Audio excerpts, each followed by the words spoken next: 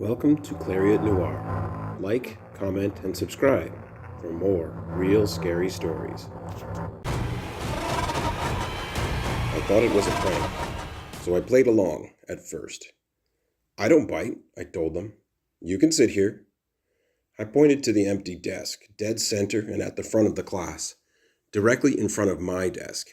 They, my first class as a certified teacher, all stared. "Sir," said Beth, a big girl, shy and anxious, "Roy is sitting there." I chuckled. They looked confused. Sweat gathered in the small of my back. Okay then. I began the lesson. When it came time to hand out a worksheet, Beth raised her hand again.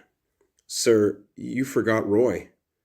She deflated in response to my darkened expression. I dropped the remaining pile of assignments on my desk. It wasn't as loud as I thought it would be. "I've already lost patience with this game. Beth, see me after class." Work began, and many glanced toward the empty desk with worried faces. Progress was very slow. A few had put down their pencils.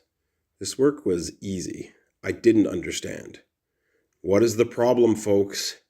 I looked to Beth, but I'd effectively destroyed that relationship before it began. Another girl, Savannah, more confident, rebellious even, jutted out her chin before she spoke. "How can you just ignore someone?" "What?" She pointed at the empty desk. "He's been sitting there and, just looking sad this whole time, and you're okay with that? Seriously?" Defiant, she waited for my response.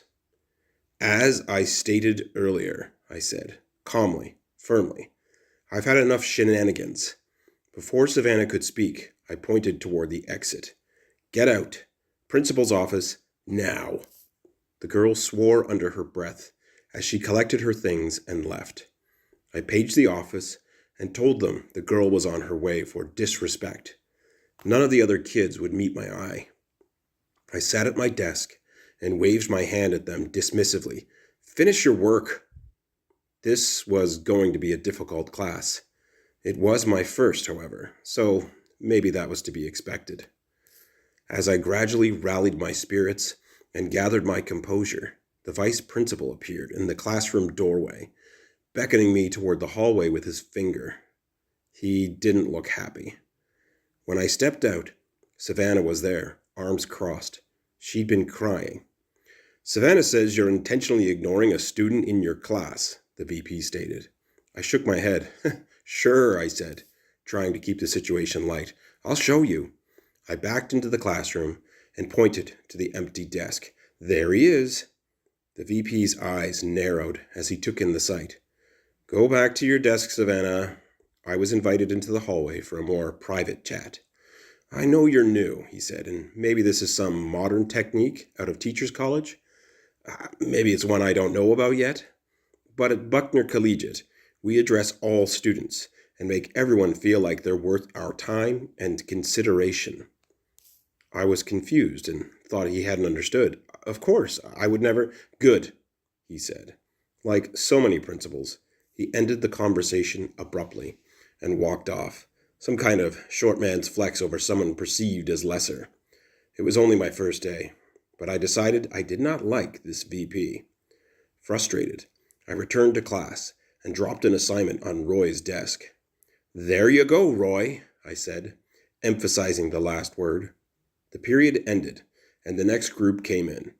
Once again, the desk at the front remained empty. I didn't say anything and went ahead with the lesson. A hand went up slowly, after I handed out another assignment. "Yes?" "You missed someone," a boy said. I sighed.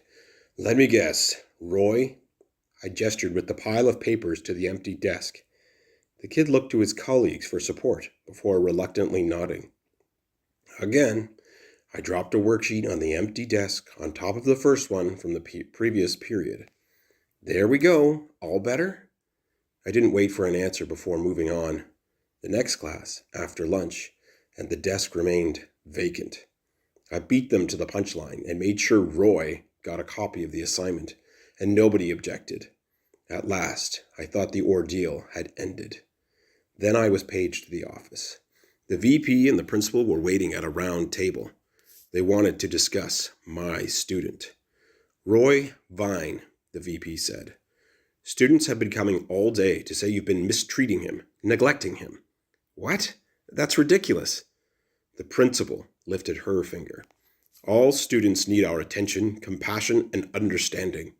She folded her hands and glanced around like a disappointed parent. I was the kid in this scenario. Roy doesn't exist, I told them. It's some kind of prank. There's just an empty desk where he supposedly sits, and I didn't neglect him. I put assignments out for him all day, just to try and end the joke. I'll show you. Reluctantly, they agreed to go with me to my classroom.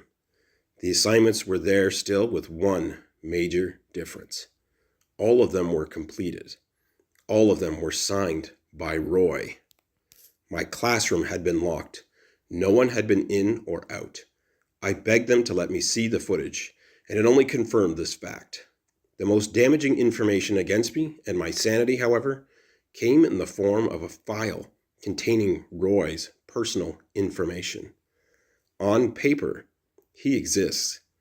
There's no photo and no birth date provided, but there is a phone number. I called it after my disastrous meeting and admonishment with the admin. There's only static on the other end.